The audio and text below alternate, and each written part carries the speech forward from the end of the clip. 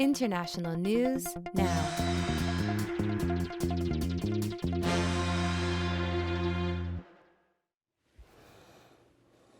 So in today's session, we're going to do the following things. First, we're going to provide a brief overview on the current status of the crisis surrounding Ukraine. We're going to provide a summary of how we got to the point we're at now, which is still a stalemate that could very well end up with a Russian attack of some kind against Ukraine. We'll briefly discuss Russia's military buildup in late 2021 and early 2022, and also a series of negotiations that have taken place up until this point. Second, we're going to take a step back from the current conflict and review why Ukraine is so important to Russia, and especially President Vladimir Putin, who sees Ukraine as not only vital to Russian security, but as part of a larger Russian nation. Third, we're going to examine what Putin wants to gain from this latest move against Ukraine by outlining his current demands. And fourth, we'll take a look at US interests in Ukraine and how the United States plans to react if Russia invades. Finally, we're going to end with some speculation on how this whole situation might play out by discussing some of Russia's potential countermeasures if it invades and the United States and its NATO allies counter with strong sanctions. Russia has some potential countermeasures that could escalate and expand this conflict. So we want to start out today with a discussion of the Russian military buildup along the Ukrainian border and how that buildup, that movement of troops into or to their border with Ukraine has sparked this crisis. And so we're going to start with a news clip from the PBS NewsHour that highlights the main elements of this military buildup. And so let's run that clip now. For weeks, Russian military drills and irregular deployments signal they're ready for escalation. Satellite images show a massive buildup along the Russian-Ukraine border, and US intelligence produced a map that shows 5 newly deployed Russian battalion tactical groups north of Ukraine, 2 newly deployed groups off Ukraine's northeast border, more troops off Ukraine's southeast, where Russia has invaded in the past, and additional tanks and artillery in Russian-annexed Crimea for a potential of tens of thousands of Russian forces. Good to see you again. Earlier this month, President Biden told Putin in a video call that Russia faced significant sanctions if it were to invade Ukraine. Biden told Putin the US would increase military support to Ukraine. And the administration said President Biden told Putin that NATO's eastern allies would receive more US troops and training similar to those 2016 exercises. This week, Ukrainian President Volodymyr Zelensky joined Lithuania and Poland to call for stronger Western sanctions against Moscow. Our common task is to deter the threat posed by Russia and defend Europe from Russia's aggressive policies. The US says the best way to resolve the conflict is to restore Ukraine's border and to return to the Minsk process, agreements that Russia and Ukraine sought to end the war in Ukraine's eastern Donbass region that began in 2014 between Kiev and Russian-backed separatists. Okay, so let me make a few points here about this military buildup. Now, first, Russia began to move troops to the Ukrainian border in October and November of 2021. And the first thing to point out is that there was not a single incident in the ongoing conflict between Russia and Ukraine that sparked this move, at least as far as I could tell. There wasn't some sort of military exchange of fire or anything between Russia and Ukraine or something like that. And this fact that Russia just sort of started moving troops without any really precipitating event is one of the key features of Russia's current relationship with Ukraine that I want to emphasize. Now, Russia has established what a lot of scholars specializing in the study of Russia have called a frozen conflict. In 2014, Russia invaded Ukraine and annexed Crimea, which used to be part of Ukraine during Soviet times. And Russia's 2014 attack on Ukraine was in reaction to a social and political upheaval in Ukraine that removed the Ukrainian president at the time, who was closely allied with Russia. And Russia feared that the new Ukrainian government that was replacing that deposed president was going to move closer to the United States in the West and might eventually join NATO. So Russia sent in troops into Ukrainian territory. It annexed Crimea, which is an area of Ukraine that has a large Russian-speaking population. And it also sent unmarked soldiers who did not wear uniforms into eastern Ukraine to encourage insurgent forces in that Russian-speaking area to fight a war of secession against the central government of Ukraine. Now, eventually, Russia kept Crimea, but it reduced its presence in eastern Ukraine, and it did not formally take over that territory. However, the situation was called a frozen conflict because Russia could always restart the fighting, restart that conflict by simply supporting the insurgents or threatening to send in troops again. And this is basically what Putin is doing now. He is threatening to restart the same conflict in eastern Ukraine, or perhaps in all of Ukraine, by amassing thousands of troops, of Russian troops, on the border between Russia and Ukraine. And he is giving the United States and the West an ultimatum. In exchange for de-escalation, removal of those Russian troops, and no invasion, the United States and NATO must promise never to admit Ukraine into that military alliance, into NATO. And so that's the first thing to note, is that this is an issue and this is a situation surrounding Ukraine that even if we escape some sort of military conflict here, it just won't go away because Putin can always bring this about again. Okay, so second, Putin and Russia achieved one of its goals already, I would argue. It got the United States and its Western allies attention, and it forced the West to pretty much drop everything and talk with the Russians about its security issues. And so President Biden and President Putin had a virtual meeting at the end of December 2021 in which the two leaders spoke primarily, if not exclusively, about this emerging crisis. And they basically laid out their positions and traded threats. And Biden, as the video showed, warned Russia that it would face severe economic sanctions and punishments if it invaded Ukraine. And Putin warned that if the United States did not take its security interests seriously and promised never to expand NATO into Ukraine, it would invade Ukraine. So the first meeting, this virtual meeting between the two presidents, Biden and Putin, ended in a stalemate. But both sides at that time, at the end of 2021, promised to continue to talk, and the two sides moved quickly to set up a series of negotiations to try to resolve this crisis. And so now Pat is going to sort of pick up the story from there and talk about these negotiations. So let's start with another news clip from the NewsHour that discusses the series of negotiations between the United States, Russia, and NATO to try and defuse this crisis. A week of diplomacy in Europe concluded today with the U.S. and European countries meeting with Russia over its massive military deployment on the borders of Ukraine. But it is not clear if there's going to be a diplomatic path forward. So where do things stand? For that, Nick Schifrin joins me now. So Nick, hello. Tell us what does the outcome look like from this week of diplomacy?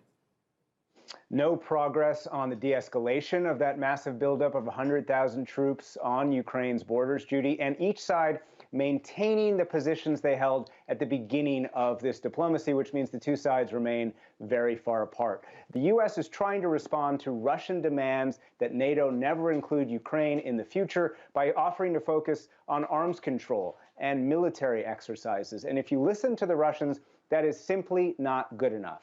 Deputy Foreign Minister Sergei Ryabkov talked to Russian TV today. The United States and its NATO allies are not ready to move toward our key requirements on the non-expansion of NATO. As for the elements for which they say, yes, let's discuss, we note that while these subjects are important and serious, they are secondary in comparison to the non-expansion of NATO. I can see no reason to sit and start the same discussions in the coming days again.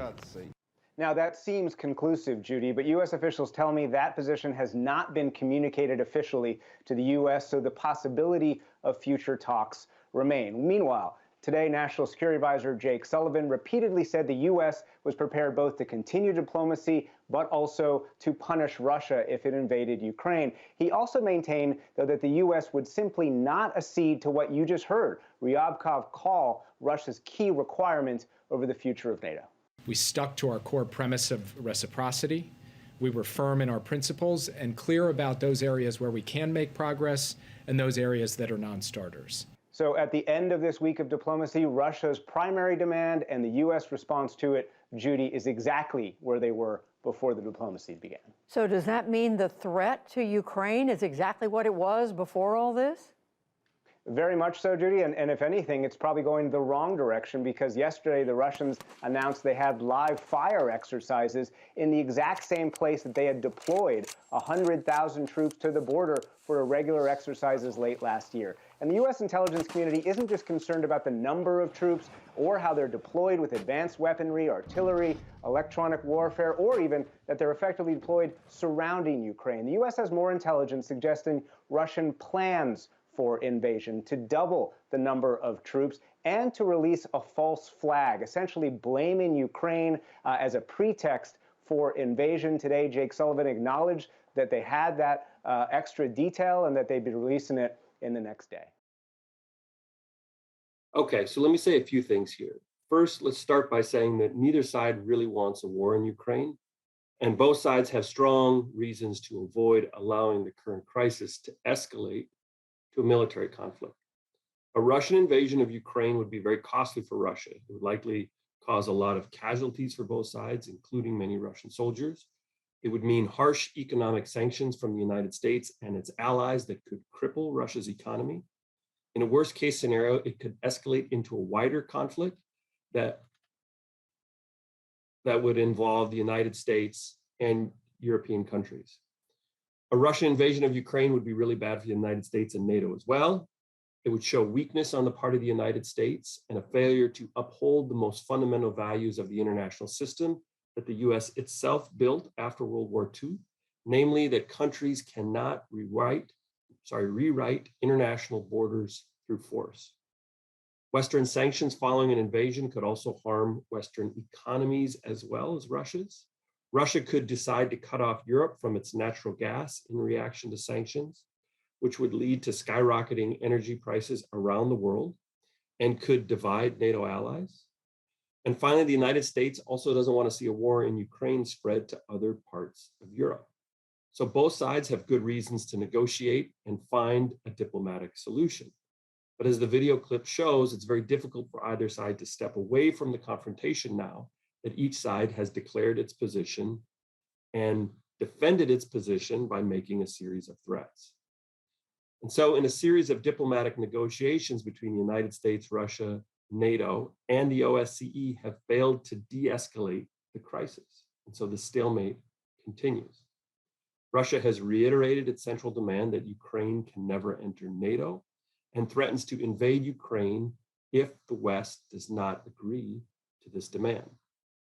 At the same time, the United States has reiterated its position that NATO will retain its open door policy towards Ukraine and to any other country, stating that Russia's demand that Ukraine never be allowed to enter into NATO is a non-starter. This is a matter of principle for the West. It cannot allow Russia or any country to dictate the foreign policy of another state by saying which alliances it can and cannot join. It especially cannot compromise this principle due to a threat to use military force on the part of Russia. So while both sides want to avoid a war in Ukraine, neither side has yet to figure out how to avoid a war and save face. But the US is still trying. Secretary of State Blinken has traveled to Ukraine to talk to its leaders and then to Geneva to talk with European allies before traveling to Russia to talk with his counterpart. This might be the last chance that both sides have to strike a deal that avoids war. Yeah, I think you're right. I think this is the last chance here. So let's take a step back from this sort of summary of the current situation and talk about the country at the heart of the crisis, and that is Ukraine. And I'm just going to try to sort of respond to this central question. Why is Ukraine just so important, it seems, to Russia that it's willing to invade it rather than allow it possibly in some future date to join NATO? And so there's a few reasons that Vladimir Putin has drawn a line in the sand, so to speak, when it comes to Western influence at Ukraine and not earlier in East European countries or somewhere else, or just left Ukraine alone. And so let me just sort of kind of go through some of those. The first one, and perhaps the most fundamental one, is that Vladimir Putin has publicly for quite a long time, for many years, stated that he views Ukraine and Russia as part of a single ethnic, historical, and political entity, that there is really no sovereign Ukraine because historically Ukraine was part of the Soviet Union, but even before then was part of the Russian Empire and part of Russia during Tsarist times, and at the very start of the beginnings of a Russian state, Ukraine was at the center, if you will, in that process. And so for Putin, Ukraine and Russia are part of the same organic, historical, even spiritual, in his words, family. And so I had a quote from I put a quote on the slide here from an article that Vladimir Putin himself penned and published, but very recently in July of 2021, in which he sort of had this pretty long treatise about his views on Russia. And this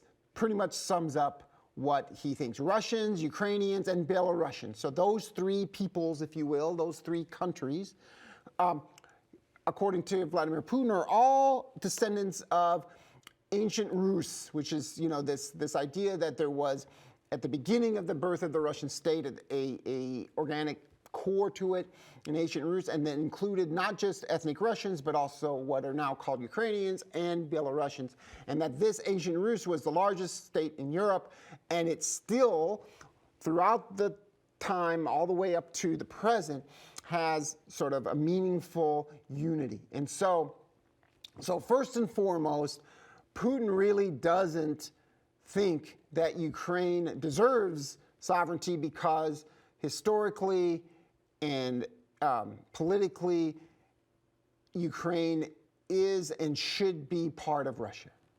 So that's the first problem.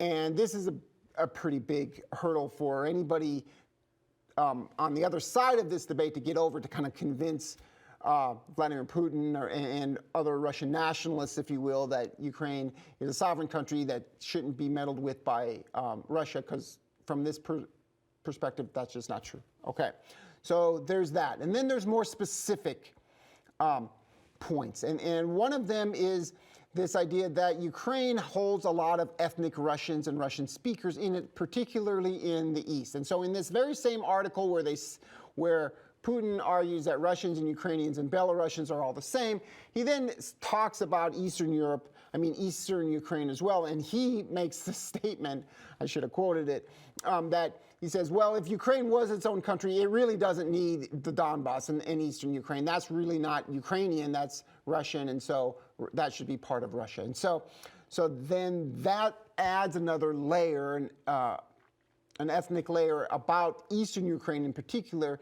that sort of underlies a claim that Russia has and Putin has to some sort of authority in that region. And then thirdly is the sort of more standard argument that Russia as a great power needs a sphere of influence to protect itself from surrounding countries that want to do it harm, particularly in the West. And from this perspective, Ukraine is an essential part of Russia's historical sphere of influence. And for all of these reasons, Putin has sort of established a red line that the sort of expansion of NATO must not be crossed at Ukraine, that Ukraine can never be part of NATO because of all of these historical reasons. So that's my little speech about Can I just Ukraine. jump in and clarify a couple of things that Rob was just talking about? First, when we talk about a sphere of influence, what that means is that's an area around around a great power. And if a country is within that sphere of influence, basically what that great power is saying, that country cannot form into a coalition or alliance with any other state. So you can think about this as like a blocking coalition. When Putin says, I want Ukraine in my sphere of influence, what that simultaneously means is Ukraine can't form an alliance with everybody else. So he's trying to, this is a way of denying NATO and the United States influence with the Ukrainian government and denying the Ukrainian government the opportunity to form a coalition or an alliance with the United States and the West. And we should note that Russia also basically has similar, they're not as prominent, but similar claims on other former Soviet republics, particularly in Central Asia. They wouldn't want, Kazakhstan or Kyrgyzstan to somehow become completely Western oriented either. And so it's this idea that Russia deserves, because it's a great power, to have, primary influence over these countries that are right on its border.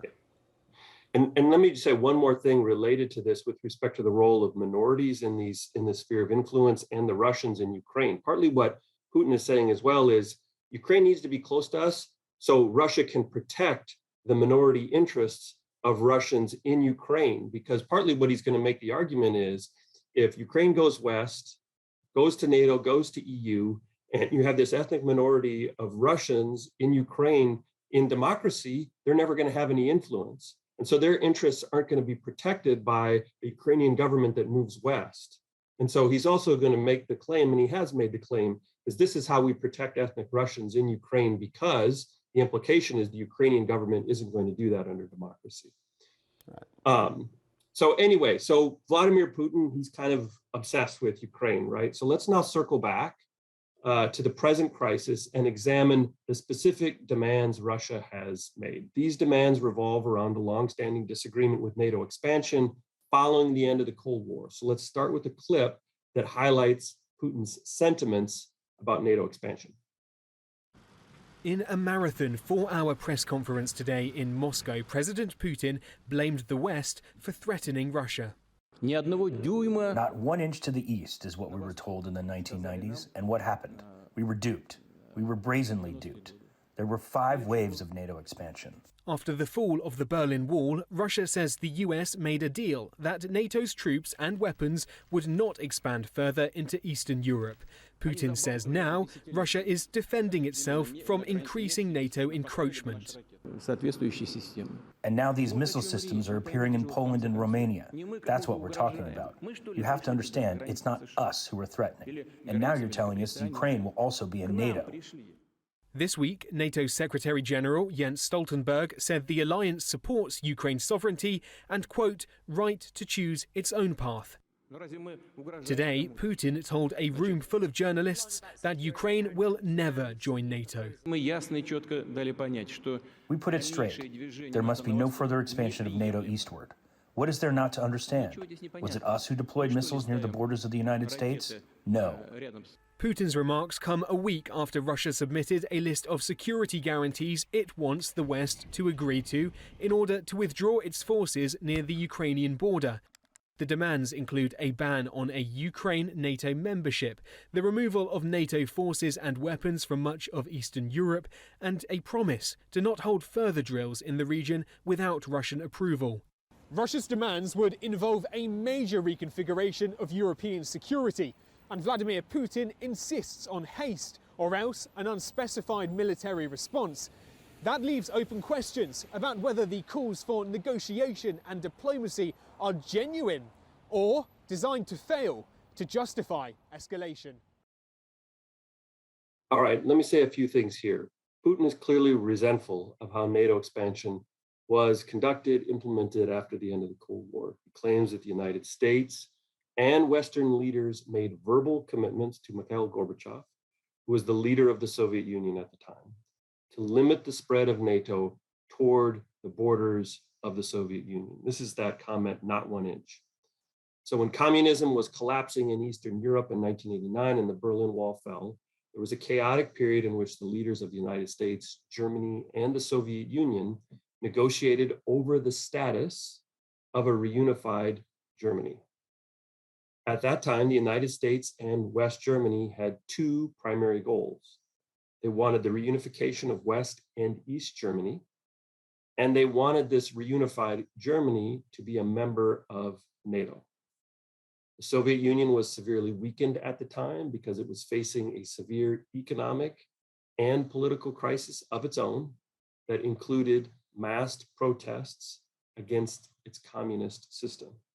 However, it was still in a position to make the entry of a reunified Germany into NATO very difficult, if not impossible, if it wanted to.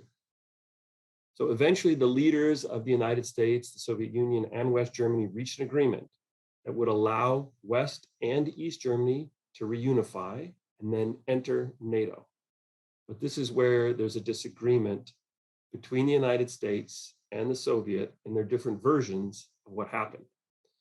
To be clear, there was no formal written pledge that NATO would not expand beyond allowing reunified Germany into NATO that was included in this agreement. However, Putin claims that Western leaders verbally stated that the West would not expand NATO any further beyond the admission of Germany into NATO. And there's some evidence that this was at least offered on the part of Baker, who was President Bush's Secretary of State. But most Western scholars argue that Western leaders made no such promise, even if there was a suggestion, not to expand NATO. Mikhail Gorbachev himself has publicly stated that the expansion of NATO was not discussed during negotiations on the reunification of Germany. Instead, Gorbachev claims that the so-called verbal promise not to expand NATO eastward was not about allowing new members into NATO, but about making sure that NATO's military structures would not advance and that additional armed forces would not be deployed on the territory of what was then East Germany. So in the end, the details of this debate about the end of the Cold War and the expansion of NATO are not as important as the perception of what happened. Putin's narrative that Russia is the aggrieved party here and was manipulated by the West with the expansion of NATO is a key part of his worldview. It's one of his main justifications for using force to stop the further spread of NATO and to try and reverse NATO's influence in Eastern Europe. For Putin, this is not only about securing Russia, but it's also about correcting past injustices against Russia. And so, given Putin's perspective about the illegitimacy of NATO's eastward expansion, one can better understand Putin's demands in the current crisis. Ultimately, Putin's broader goals are to, at the very least, stop NATO's further expansion eastward at Ukraine.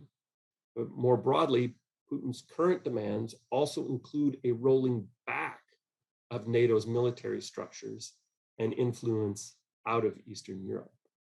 Specifically, Putin has issued 3 demands. First and foremost, he demands that Ukraine never enter NATO. That's that sphere of influence that we're talking about. He's asserting a right to control Ukraine's foreign policy. But secondly, Putin wants the removal of NATO forces from Eastern Europe. And third, he wants the end of NATO military drills in Eastern Europe. So essentially, Putin wants something akin to a return to the situation prior to NATO expansion, something that's like 1993 or 1994, where Russia did not face NATO military structures and armaments in Eastern Europe near its borders. Okay, so Vladimir Putin hates NATO expansion and thinks that the United States took advantage of Mikhail Gorbachev at the end of the Cold War when negotiating the reunification of Germany and inclusion of a reunited Germany in NATO after the fall of communism in Eastern Europe. So that's his take on what happened in the early 90s. So let's explore this perspective a bit more with a clip from an interview with Charles Kupchan, who's an international relations scholar from Georgetown, who kind of delves into this a little more deeply. So let's run that clip now. Is Vladimir Putin correct when he says the West and NATO have reneged on the promises they made in the 1990s not to move closer to the east? He said, in fact, there have been 5 waves of NATO expansion. Well, exactly what was agreed to in the early days of the end of the Cold War remains an issue of great dispute among historians. What is clear is that what we're seeing today is the culmination of a big dispute that started in the early 1990s during the Clinton administration, when there was a debate about whether NATO should expand eastward toward Russia's borders. In the spirit of full disclosure, I was working in the National Security Council then and was somewhat skeptical of the enlargement of NATO because of the concern that Putin is now expressing about the alliance moving closer to Russia's borders. We then did proceed. President Putin is right. We've been through a succession of waves. And in 2008, NATO declared that Georgia and Ukraine would one day be in line for membership. I think there are a lot of troubling aspects of Russian behavior, a lot of things to worry about, but Putin is not out of the ordinary in being concerned about NATO expansion into Ukraine. It's kind of what major powers do. The United States spent a lot of time in the 19th century getting Britain and France and Spain and Russia out of its neighborhood. The Soviets deployed missiles to Cuba in 1962. We didn't like that very much. There was almost a war over that. So major powers don't like it when other major powers bring in military force to their borders. That's kind of what we're seeing to come to a head today. Okay, so from this interview, I can make a couple of points, and I'd like to hear what Pat thinks about this too. So first, Kupchan sort of revisits this contested history over what occurred at the end of the Cold War, and he sort of soft pedals that and says, you know, who's to say what actually was pledged or not pledged? And again, like Pat just said, the perception is a lot more important than some sort of definitive decision on who made what promises or did not make what promises. You know, Putin is convinced that there was a promise made and it was broken. The West is convinced that there was not any promises made and thus nothing was broken. But what Kupchan kind of moves on here, and this is what I think is worth sort of talking about, is that with or without any sort of pledges about what the United States would or would not do with NATO expansion after the end of the Cold War, he argues that it's kind of natural for Russia to be resistant to NATO expansion up toward its border because that's what great powers do. They resist encroachment from their neighbors, from other great powers in their neighborhood. They kind of, great powers historically and all around the world want to have their sphere of influence, and that's what Russia's doing. And this, I think, really gets to this broader debate about the expansion of NATO, and that is, even though there wasn't a written pledge not to expand NATO, there has been a debate ever since the early 90s in American policymaking circles whether the United States and NATO should have expanded or not, because of how it would be perceived by Russia and how an insecure Russia facing an expanded NATO would react. And some argued that, you know, that's a dangerous thing to do, to expand NATO, because Russia will quite naturally resist it and resent it, and then if it gets stronger again, it will respond. But others argued that, you know, you can't stop an expansion of NATO because, again, you've got principles in the international system led by the United States that countries get to decide what alliance they wanted to join. And the fact of the matter is, right after the end of the Cold War, it wasn't like the United States had to twist any arms to get these East European countries to join NATO. They were dying to join NATO. They wanted to join NATO because for decades they were threatened by the Soviet Union, and they were afraid, and for good reason, it seems clear, that they would be threatened by Russia if they didn't have some sort of protection, and so they gravitated toward NATO membership. And so this is what Kupchan is arguing and what others have argued.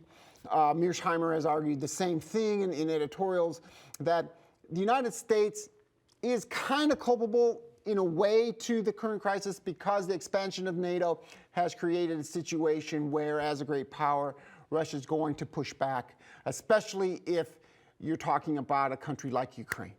So that's sort of the perspective there. Pat? Yeah, the way I kind of think about this as well, I mean, it's on one level, it's not surprising there's a deeper conflict because, yes, there's a history between Russia and Ukraine, that Ukraine has traditionally been in the Russian sphere of influence, and Putin should want to preserve that. At the same time, the United States has its own set of conflicting interests around protecting sovereignty and protecting democracy and cooperation among democracies. And so democratic Ukraine has an interest in aligning itself with the United States, and the United States has long supported the principles of self-determination, which should mean that Putin doesn't get to determine Ukraine's alliances. Ukraine gets to determine those alliances. Ukraine is sovereign. But the other thing I think that we should think about here, and while you were talking, Rob, I think about this. The 1990s is not the 2020s. And in the 1990s, the United States could get by with this, which was essentially expanding its influence and NATO's influence into Eastern Europe along former Soviet borders, because Russia was incredibly weak and the United States was the unipolar power. They could get away with it. And the reality is the distribution of power has changed in the international system. Maybe we can talk about this a little bit at the end of class. But I think that it's not a surprise in some levels that Putin has chosen to effectively, he had longstanding interests in Ukraine, but the timing of this to me could also be something about American domestic politics. This is a test of the Biden administration, and it follows from, I would say, a growing expectation that domestic political conflict in the United States has weakened the United States. And so that means that the United States of 2022 is not as strong as the United States of 1994. And as a result, Putin and other countries around the world are going to challenge those obligations. And in a sense, that sphere of influence that the US carved out for itself in the 1990s. And so on one level, I'm not surprised, given the shift that's occurring in the United States. Okay, so there's another clip that we should cover. So okay, all right, so let's look at the crisis from a different perspective that sees Russia as the aggressor in Europe. And we're going to start with a clip from the same program, but this time the expert is Alina Polyakova, who emphasizes Russia's culpability in the conflicts following the end of the Cold War. So let's run that clip. Is there justification in the argument that Vladimir Putin is making, that the West has moved too far in his direction, in Russia's direction, and steps need to be taken to correct that? Well, thank you so much for that question, Judy. And Charlie is completely right in outlining the most recent post-Cold War history. But I think what we have to remember is that point number one, that in 2008, during the summit where NATO said that eventually Ukraine and also Georgia could join NATO, NATO membership is really not on the table at all today for Ukraine or Georgia. We have to be clear about that. So when Mr. Putin says that NATO is looking to expand into Ukraine, that is just completely false. There's no indication that Ukraine will be joining NATO anywhere in the short or medium term. The second point I think to make here is that it's Russia that has been the aggressor here. Much of NATO's posture in its eastern flank in Poland as well as Romania changed because Russia invaded and continues to occupy Crimea, and it continues to occupy parts of Ukraine's Donbass. So it was really Russia that has sort of forced this kind of response and forced more security posture from NATO in its eastern flank. But Ukraine is not a NATO member state. nor is there a clear plan for Ukraine to become a member state anytime soon. So let me make a couple of points here. The first one is that Polyakova says that Ukraine is unlikely to gain admission to NATO anytime in the near future. So the entry of Ukraine into NATO is not really imminent because Ukraine is not ready to meet the various requirements for admission to NATO. Conversely, NATO requires unanimous consent among all its members to allow admission to new members, and there's simply not the votes within NATO to allow Ukraine into NATO at this time, or frankly, in the near future. Second, Polyakova is correct in noting that Russia, not NATO, has been the aggressor in the region, especially since 2014. Russia invaded Ukraine in 2014. It annexed Crimea against widespread international opposition, and it stoked secessionist violence, encouraged secessionist violence in eastern Ukraine. And finally, the same is true of the current crisis. Russia is again the aggressor today. Ukraine was not making any prominent moves to join NATO or threaten Russia somehow. Putin simply seemed to have decided again to use force in the frozen conflict in eastern Ukraine to try and achieve his larger goals of getting a permanent commitment not to expand NATO to Ukraine and to reverse some of the gains that NATO has made in Eastern Europe over the past 30 years since the collapse of the Soviet Union. It's not surprising that the United States and its NATO allies wouldn't be very open to Putin's demands here. If the West concedes on any of Putin's primary demands, such as a promise never to allow Ukraine into NATO in order to avoid a Russian invasion of NATO, then that would send a signal that threats to use force to change the international status quo work. That could encourage Russia to use force again in the future to further weaken NATO or roll back NATO military structures in other places in Eastern Europe. It could also send signals to other countries, most notably China, that the use of force, the threat to use force, could be used to achieve their goals in changing the current international status quo surrounding, for example, the status of Taiwan. Okay, so let's now sort of start wrapping things up by turning our attention to the U.S. response to this crisis. So the United States does not want Russia to invade Ukraine, but it also cannot just meet Russia's demands, either because that would undermine the U.S.-led international order. So the United States is trying to avoid an invasion of Ukraine, but it also won't just concede in order to achieve that goal. So what can the United States do to preserve its central interests and values here, while at the same time convincing Russia not to invade Ukraine? And so the first thing to note here is that President Biden has taken U.S. military action off the table. And, that's an important thing to acknowledge here. Both the United States and Russia know that President Biden and NATO and all the allies are not about to send troops into Ukraine to defend that country against a Russian invasion. Ukraine is not a member of NATO, and the responsibility of the United States and NATO to defend a country from attack only extends to NATO members. So, where does that leave us? That leaves actions that are short of direct military intervention open, which means mostly American and Western economic sanctions and potentially military aid sent to Ukraine so that it can defend itself better against a Russian attack.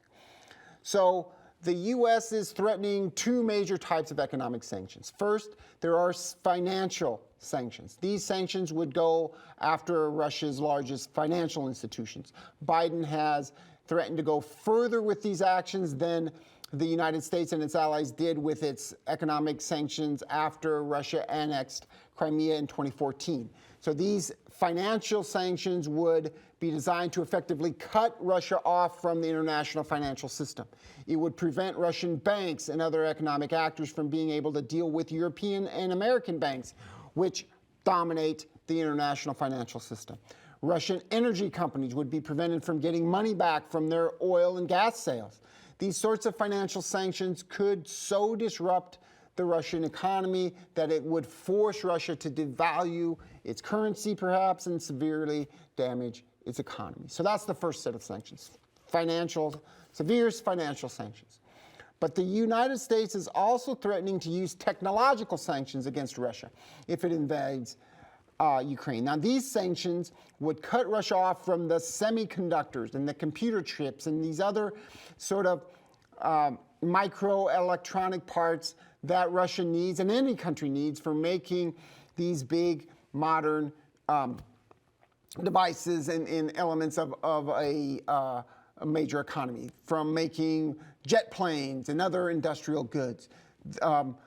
Russia relies on semiconductors imported from other countries, and the United States, because these products are based on American designs and patents, could offer some technological sanctions to prevent Russia from doing that. And these sanctions would severely harm Russian industry, especially right now with the problems that already exist in the international supply chain due to the COVID-19 pandemic. And so if these sanctions were successfully applied, Russia would potentially literally run out of components to make many of their industrial goods. And so those technological sanctions. But there's a second piece of this technological sanction proposal. And the United States is also considering getting together with the Europeans and cutting Russia off from technological goods like iPhones or refrigerators and cars and anything else that uses American design components. And if they did this, this would bring the cost of Vladimir Putin's invasion into Ukraine to the Russian consumer by cracking down on what ordinary Russian consumers could buy. And so the thinking here is that if you make the pain extend to the average Russian consumer, then perhaps they will resent and put pressure on a Russian government that invaded Ukraine. And so those are the two sort of financial and economic sanctions that the Biden administration is contemplating. And lastly, the United States and Western allies could provide Ukraine with weapons to better defend itself from a Russian invasion. Now, we have to acknowledge that the United States already provides Ukraine with some military aid, but currently that military aid is of a defensive quality and mostly defensive equipment to the Ukrainian military.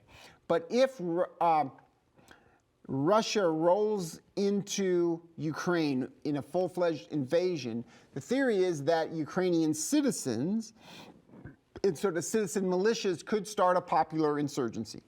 And if that happens, the US and other European countries could supply Ukrainian insurgents against a Russian occupation with weapons such as Stinger missiles that can be used to take down Russian helicopters or airplanes. And so the West could provide Ukraine with all kinds of offensive weapons that would make occupying Ukraine a really bloody enterprise for the Russians. And so these are the three major types of actions that the United States is threatening to take in response to a Russian attack.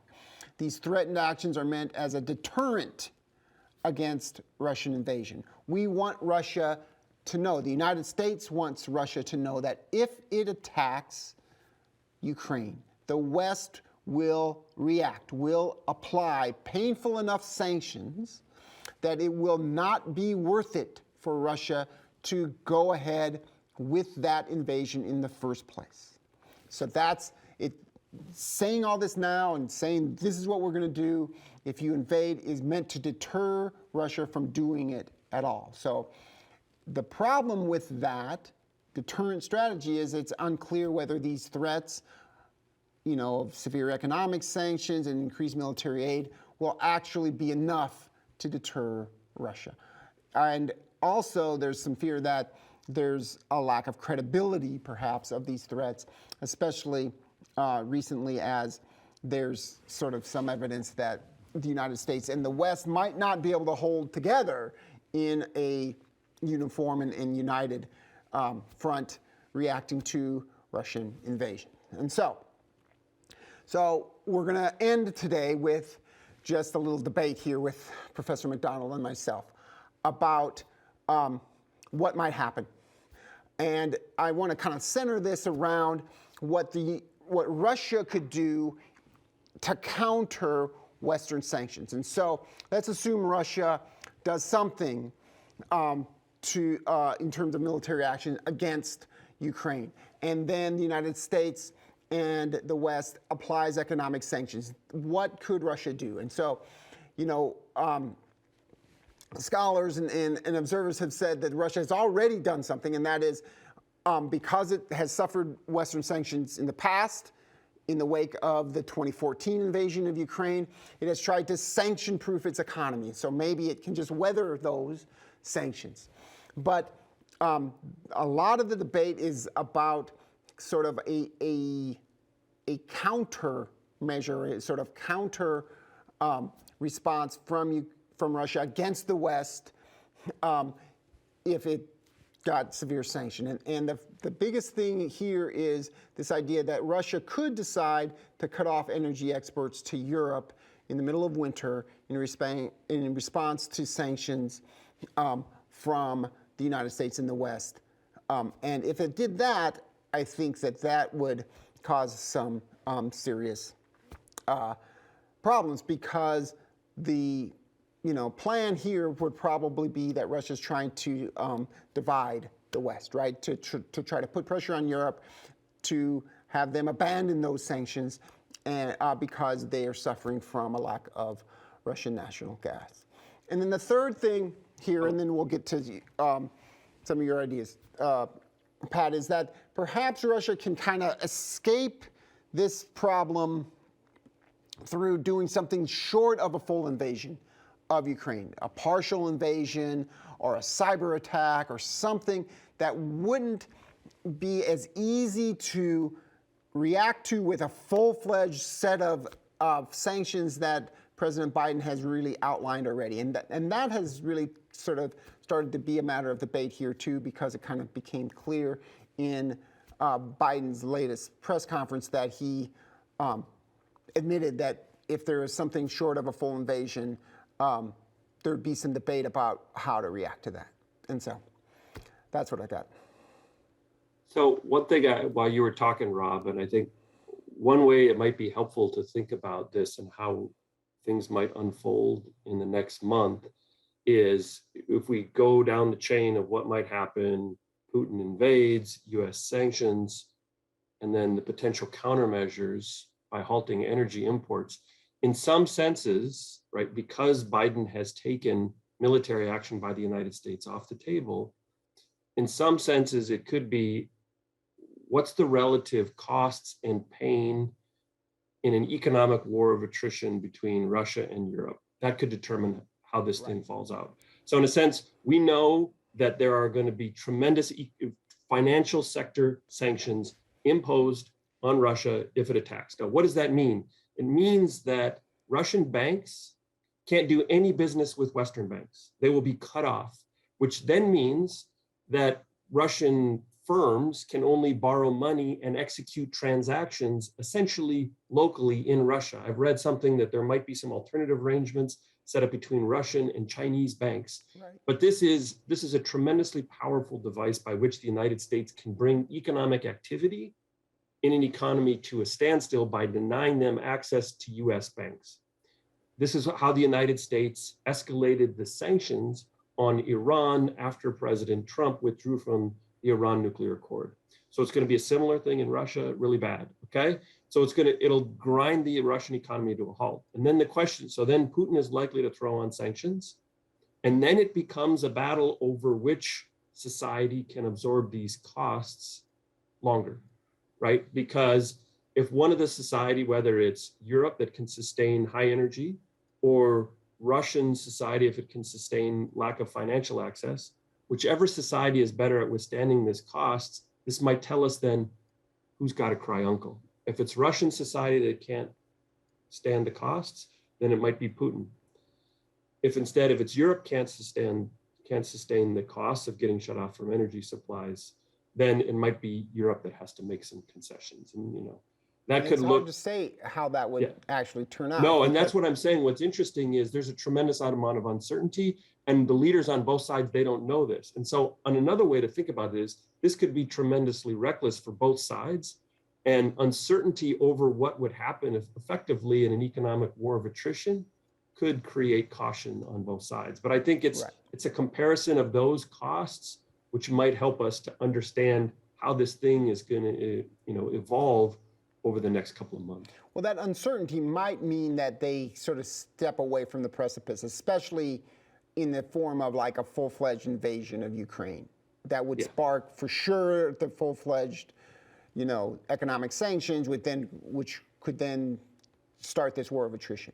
What do you think about this? Okay, we're not going to do that, but we're going to, do a cyber attack that cuts out the power in Ukraine for a while, and then maybe the United States and Europe can't agree to, apply the kind of cut Russian, banks out from the financial system because they did a cyber attack. Exactly. I mean, and I think that's going to be pretty complicated because that would be a hard thing to pull off. You can't use a hammer on sort of less than full invasion as easily, right? Yes. Well, and I think, and I'm glad you brought this up because this tells us something about Putin's motives. It's not just about securing a sphere of influence in Ukraine. It's also about breaking up NATO and creating conflict in it. And so if he can pick pressure points that create divisions within NATO, whether it's a cyber attack that says, well, we're not sure how severe that was or how we'd respond, or an embargo on natural gas exports that hurts some members of NATO more than the others, that also is a political win for him. And so it's not just about Ukraine, it's also about finding a leverage point to divide his allies. And when we'll talk about this later in the semester, this was also the strategy behind the intervention in the US elections in 2016. It wasn't about just securing some concessions from the United States. It was about stoking conflict between Republicans and between Democrats. In the same way, what he might hope here is use Ukraine to stoke conflict within NATO to play a long-term game that undermines its stability. One other thing that I wanted to bring up quickly that we started to move here in this last conversation about how does this end? I think it's important to emphasize to everyone, part of a compromise here that avoids war needs to at least create a public face of securing political wins for both sides. Right. So they've got to find a compromise that US and NATO look like they haven't abandoned NATO. And they've got to give something to Putin that he can call a win to his domestic public because he's created expectations, right? Created expectations of securing something here. So it's going to be hard. Both sides, if they come away with this with nothing, they're going to face severe domestic political consequences. Right. And so, the news today in the United States is Biden had a slip up in his press conference yesterday about how the US might respond to a minimal incursion in Ukraine. What happened right away? Republicans, his opposition, criticized him for being weak and say he was already backing down or creating a window for Putin to secure gains. The point is, there will be domestic costs to either side that makes significant concessions. And so a peace deal here is going to require at least the appearance of a political win for both sides. I don't know how that gets created now, but that's important. Really and that's important to understand how this thing's going to get resolved. All right, we'll probably, this is an unfolding crisis, so we probably have another discussion about this in the future. We'll see. We'll see how it turns out. And it's all about Russia, so that's right in Professor Moser's wheelhouse. So we'd do this for all 6 sessions if you could, right? If I could, Well, we'll try to avoid that, but okay. Right. So that's it for today. Keep working hard on the class, and we'll see you, Pat and I will see you in the next INN at UT segment 2 weeks from now.